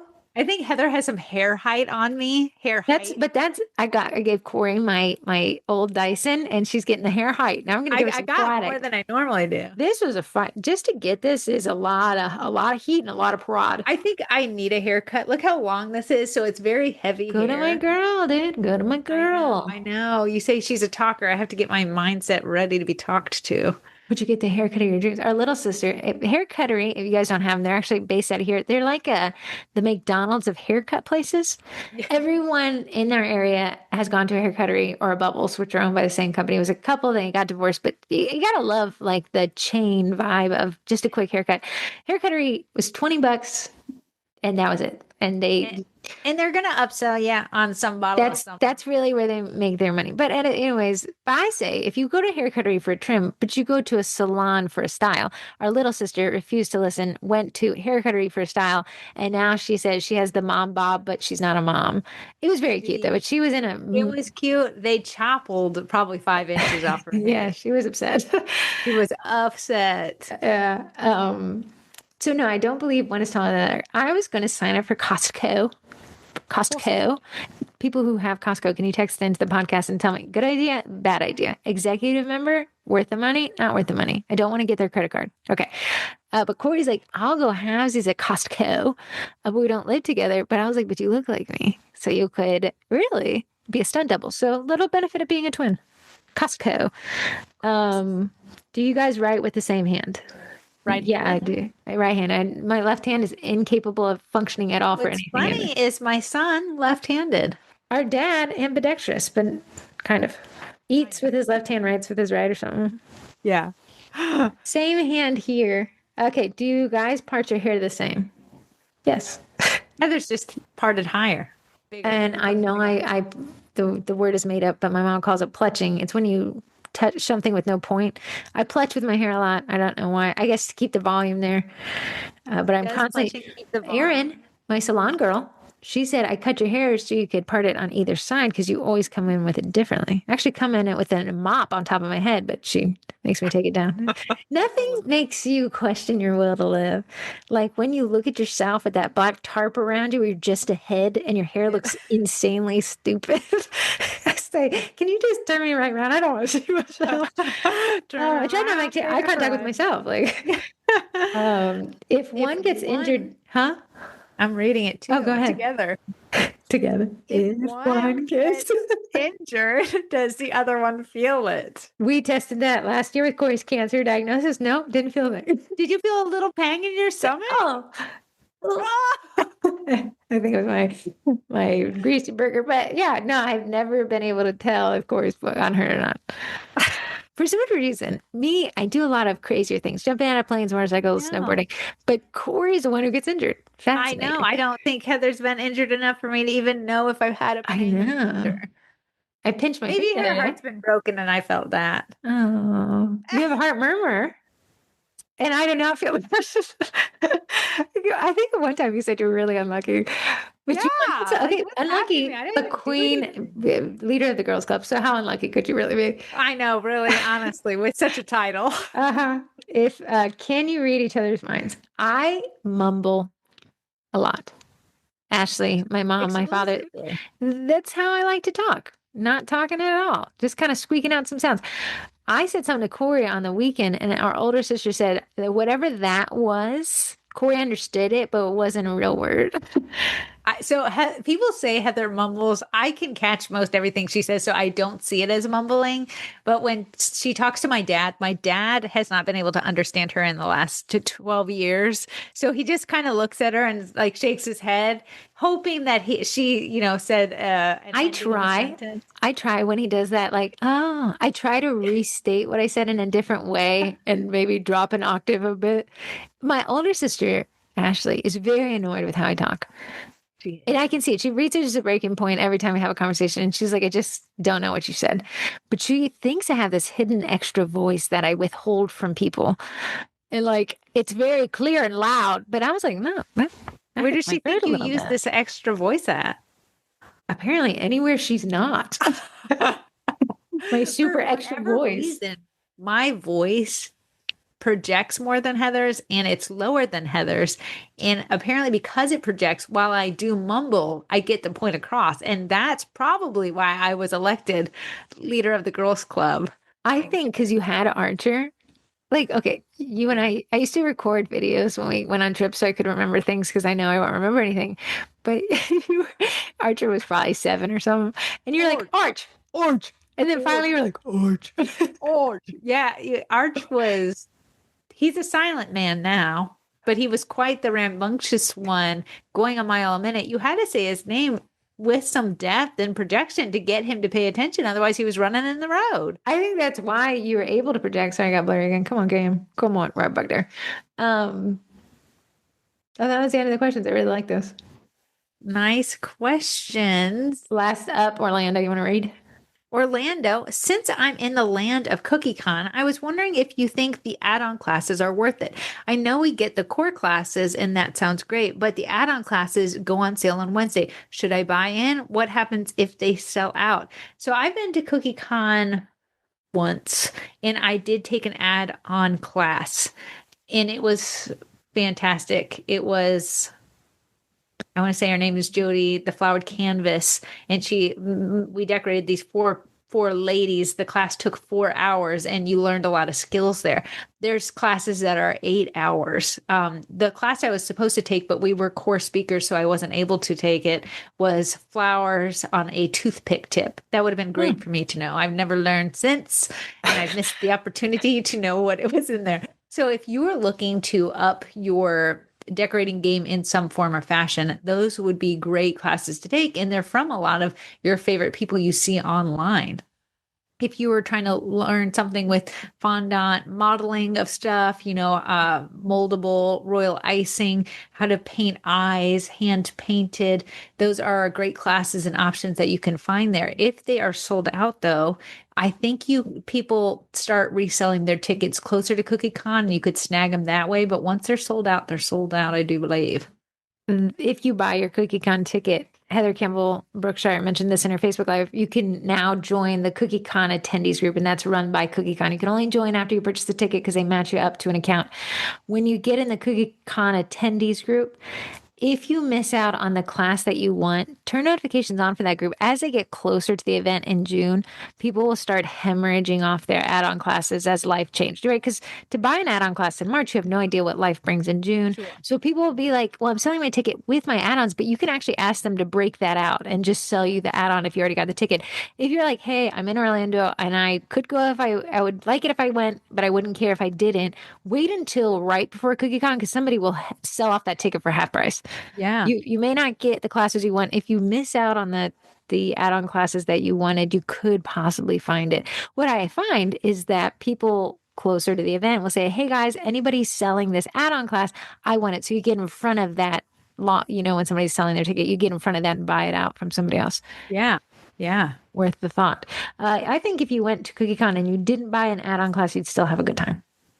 Yeah, because you still have access to the core classes. It's not as much hand-on instruction, which I kind of liked, baking something, making it, taking and taking a photo of it and be like, this is what I made. Some people ship it back to themselves.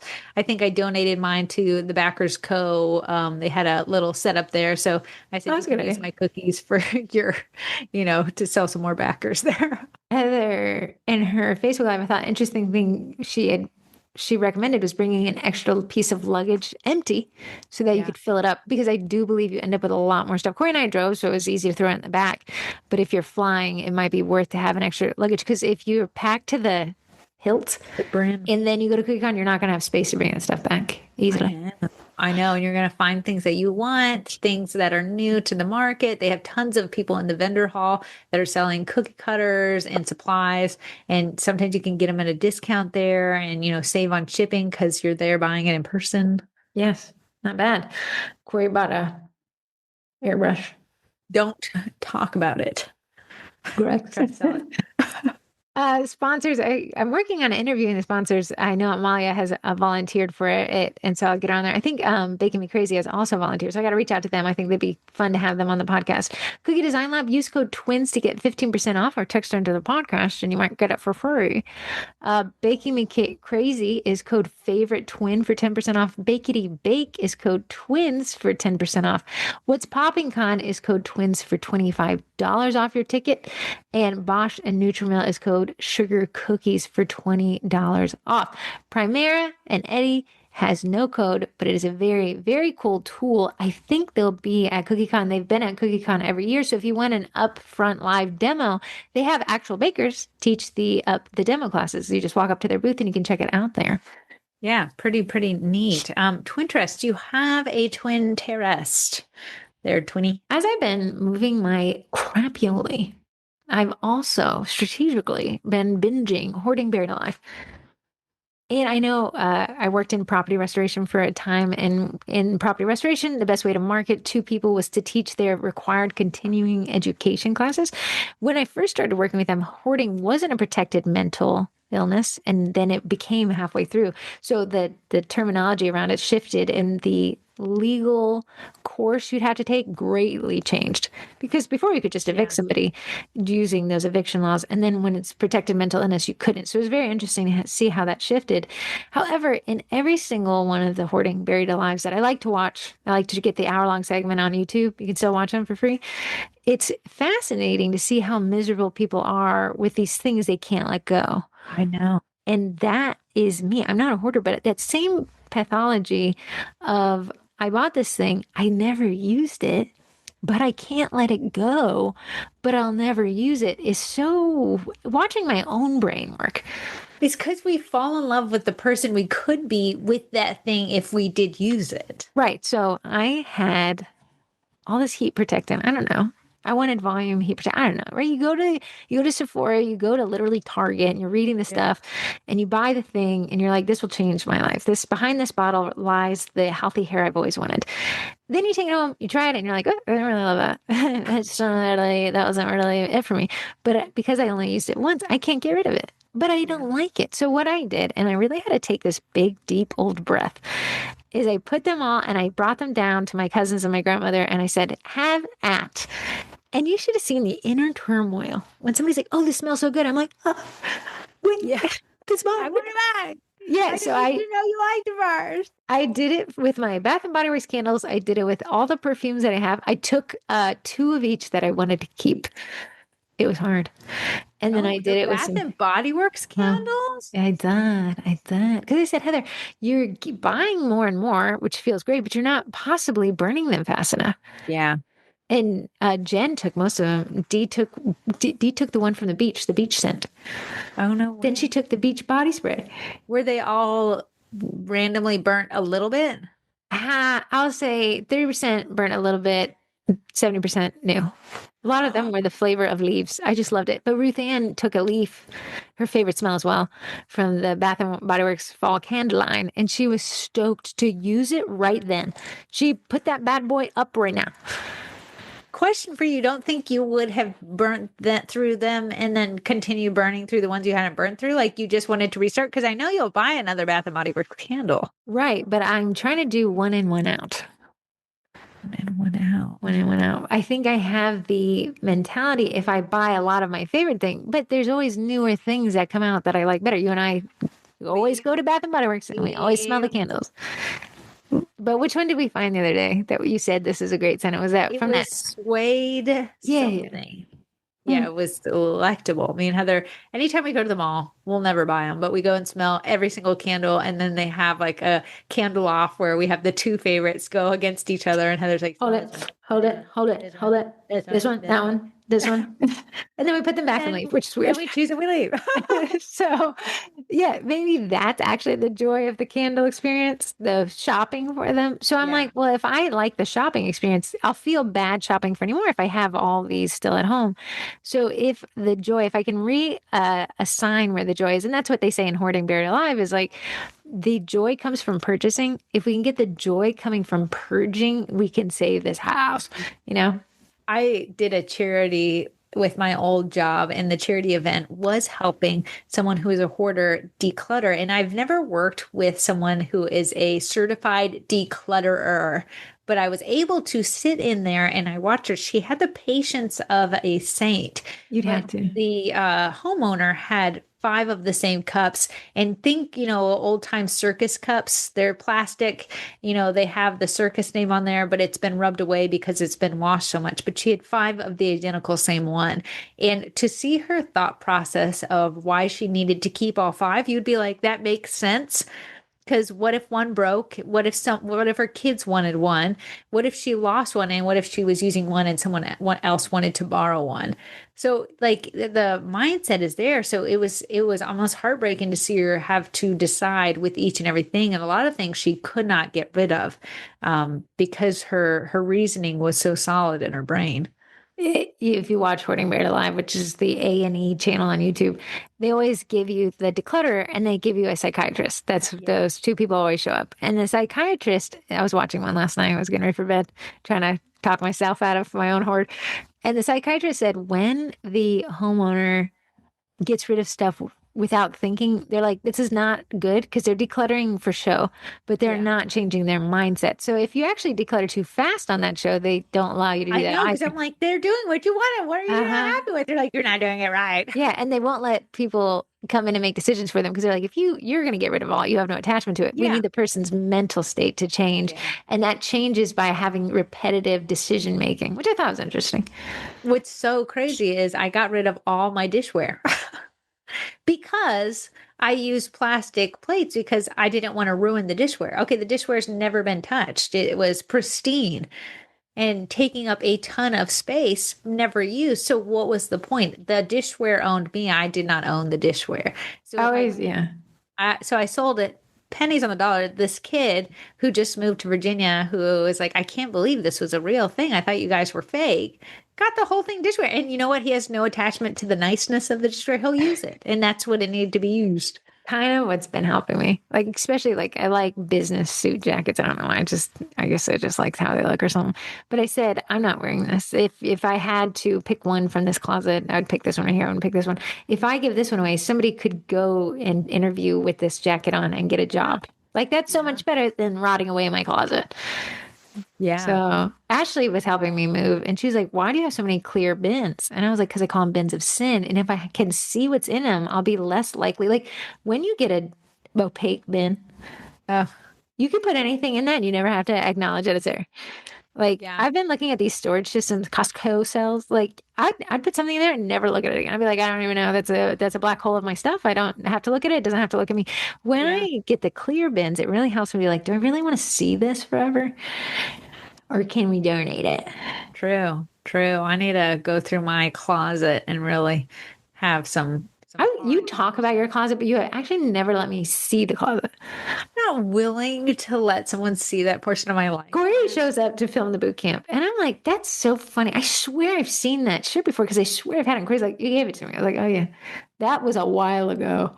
I don't buy new clothes a lot. You used to, but then you really don't anymore. Yeah, I don't anymore. So everything in the closet's probably 10 or 12 years old. A lot of things in the closet never been worn. So just have been hanging out. But you don't like them because you're not wearing them. I don't dress up. I don't dress up a lot. So okay, how many times a year do you dress up? I dress up for a lot of client pickups, I will say, but I usually just throw on the same outfit every single time. Okay, so that's one outfit. Yeah. If it's the same outfit. I dress up for people's birthdays, holidays. And if I have to go to anything at Archer School, I try to look a little presentable. So what if you had 10 outfits, 10 nice outfits? Would that be enough outfits? Do not let me judge you with my hoard I've just had to reckon with. Corey tried to listen to them, but the Minimalist Podcast, I think they've monetized their podcast now, so you can't just listen. But their initial thing was, even if you're not moving, put everything into a box, and after 3 months, whatever hasn't been taken out of the box because you needed it, donate it all. Don't even look at the box. Moving is, the grateful part is I've moved because Nate's job and things like that. It's been a reset that not many people get. So my neighbor, she's been in her townhome for over 20 years. And she says, I'm not excited. And they were trying to clear stuff out. And my neighbor, he brought me the tiniest little cookie cutter. It was this big. And he was like, hey, I just thought you could use this. And I was like, thank you so much. But he couldn't get rid of it. So he had to he's like, don't bring it back if you don't want it. Just toss it. I just can't toss it because someone got it for me. He needed somebody else to toss it. Yeah, they're going through that. And I was like, oh, that's wild. Ruth Ann, our grandmother, who I've lived with for the past 6 years, she has 5 shirts total. Okay. But to her detriment, she's a shirt buyer. But she'll only ever have 5. She'll donate one and then start with a new one. But I'm still fascinated by that behavior because she has no emotional attachment to the shirt she's worn for the last 6 months. She doesn't. I'm hoping how old is she? 86, 87? 87. That I can just say stuff is stuff. You don't need it. Well, that's always the thing. When the hoarding takes the question of, should I get rid of this times 1,000, right? Yeah. And people are like, it's costing you your friendships, which is what I believe happiness is relationships. Yeah, your relationship with your kids, they don't want to come over. I mean, I've watched all of the Hoarders Buried Alive multiple times. Right.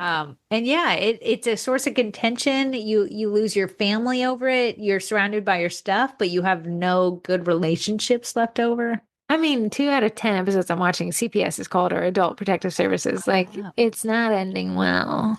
I But know. It's in the final scene, which Hoarding Bear Live like skips a massive part of that, clean out every episode. But when they go back in and it's just the bare bones, they're so ecstatic. oh yeah. Yeah. Yeah. I wonder what the percentage of people who continue with a clean home is. You always get that little like 2 sentences in the last screen, but I'd be curious if it was maintainable because they seem Yeah. so excited to see their bed again. I know. I wonder because it took a lifetime of money and buying and collecting to make the hoard originally. Do that? Can they withstand it for, the next year or two, or is it a beginning thing I again? would love to know. I would love to know. Or do you have a twin intellect? I don't think you had a twin interest. Yeah, that was long enough. I joined in on yours. The twin intellect, I've really honestly just been focusing on this hoarding stuff. Not that I'm a hoarder. Okay, guys, back off, back off. I claimed minimalism. I rescinded my license, my minimalist license, and we'll have to go back to the drawing board. But I had to ask myself because I moved, why do you have this? What was it for? What are you planning? Why can't you let it go? And really, that's like shoot. Yeah. So I really been trying to listen to Hoarding Buried Alive, and I had the little AI chatbot. I said, act like the minimalist and let's walk through. It was interesting. I said, because the big thing about the minimalist podcast, which are these two guys, they said Walmart is your storage facility and you only have to pay the rental fee when you need to pick it up. I.e., if you need a stapler, you go buy it when you need it. You don't have a stapler for your whole life and only use it once, right? You go buy it when it's needed. But I was like, okay, but then now you have the stapler. And it was like, right, you should. It said, if you use, I said, I probably staple things twice a year. And it said, well, then go to FedEx, the AI thing that was acting like them, or go to a friend's house and borrow their stapler. So you don't have to. But it's like, but if you use it enough, you can keep it. But if you want the methodology of how they approach a stapler, it is do not have the stapler if it's not used frequently. And I don't staple things a lot. What's frequent? Because when you need a stapler, you want a stapler. I think it comes down to the individual, right? How often are you stapling things? Well, I make an out. I like paper. So I staple more often than you probably. And I You hate have paper. everything. Huh? I hate paper, but I have a scanner, which you that's a great example. You use my scanner a lot. You'll be like, can you scan this for me? Yeah. You don't want to buy one because you don't use a scanner, but every twice a year when you need something scanned, you'll just bring it to me. Yeah. Okay, great. Right. You just borrowed my air pump, which is wild because you pump up tires so much more than I do, but you're borrowing mine. Because Sheets and Wawa's have free air. So I will just go get more air there. So Corey's pro borrow compressor. I guess I am pro borrow. So yeah, that's what it's saying is when it's the option to buy, which like air compressor, that was like $20. May I think that one you have is kind of nice, so don't break it. But like to buy or to borrow, opt for borrow. Yeah, and I see more now is there's limited space in your home and you might use the air compressor. The reason why I need an air compressor is Heather finally got my bike to me after all these years I've never ridden it. You could have gone and get it. You could have gone and get it. No, I know. And I don't have a car to bring it over. So Heather brought it with her little U-Haul thing. And I was like, yeah, I'll definitely ride it. But the tire was as flat as could be. And Heather's like, don't you have an air compressor? I said, I don't. And it's because I would not use it enough to want one. So I was like, if Heather doesn't have one, how can I get this bicycle to Wawa? So I have done bike transport and air compressor transport. Have you compressed your tires? I said, I asked Nate to do it. I'm delegating as the leader of the girls club would do. Boys, get out of the mud puddle, pump up the tires, back in the mud puddle immediately. Yeah. So interesting. Yeah. My twin intellect is my son wants to go bike riding with me. So he's buying his own bike. What's funny is he tried to buy the bike on Walmart.com. Okay. Walmart did not like his little baby checking account debit card. I don't know why. Archer, I could have intervened but I did not. He probably spent 4 hours on the phone with Navy Federal to try to figure it out. Ne'er did they ever figure it out. Before Navy Federal was like, I don't know, it seems like it's something on Walmart's end and it doesn't like your card, man. You're going to have to ask your mom to buy it for you. Really? That's I said, Arch amazing. sitting with the problem. So he would. I be could on the pay phone. money to watch Archer call a customer support line. Yeah, it was so funny because he wants to ask my opinion, but like the thing is listening. First, you get the automated AI, and it's listening to every little sniffle you're waking. Be like, I didn't think I'd catch that. That drives me up a wall. I'm sorry. So the first time he types in his account number wrong, they can't find him. He has to hang up. The second time he sits on the phone on the wait for over 60 minutes and accidentally hangs up on it. The next time he leaves his phone number for a callback, they call back. He can't hear them. They hang up. He calls back, finally gets somebody.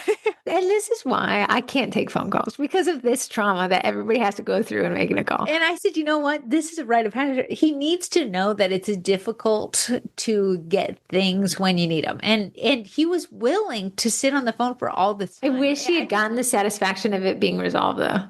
He did not get it, and that was unfortunate. I just woke up to a text message because I went to bed by the time he was still at it. It was like payment failed. Did you? It's probably because his bank account's so new. There's no transaction. So I said, I'll teach you how to make a transfer. You can transfer me the money, and we'll buy it together using my card so you can get the bike finally. But I was like, good for him to stick it out, and he stuck it out. He stayed on it. I was more frustrated for him than he was for himself, but he was willing to sit there. He actually got on the chat. Chat's not going to help you, Richard. That's just going to refer you back to the phone number. I said, at least you're doing it, dude. At least you're doing it. Did he order the bike? We have not ordered the bike. Last night, I gave him a 1 hour span to come and contact me to get the bike. The time went up, so he has to wait another day. Oh, Corey has these. Corey's teaching Archer some life lessons here. We hear about him every Saturday. Can't wait for this week's update. Yeah, stay tuned. But yeah, him sitting with the struggle, and back to the boot camp, you're going to sit with the struggle of trying to find the right lighting and everything like that. And it's, are you willing to, or are you going to give up because you're frustrated? But do you want the bike? Do you want the better photos? Do you want more money in your business? You're going to sit with it longer. You're going to figure it out. And hopefully you'll get a bike, and hopefully you'll get better photos and make more sales. So that's my... We're all archers, and life is just the Navy Federal support line. That's just summary of today's podcast. It really, really, truly is. That's all I have for today. I've got to get to bacon. We got an Easter class I'm working on. Okay, crocky top the morning to you. I'll see you when I see you. Take care, alligators, crocodiles. Crocky.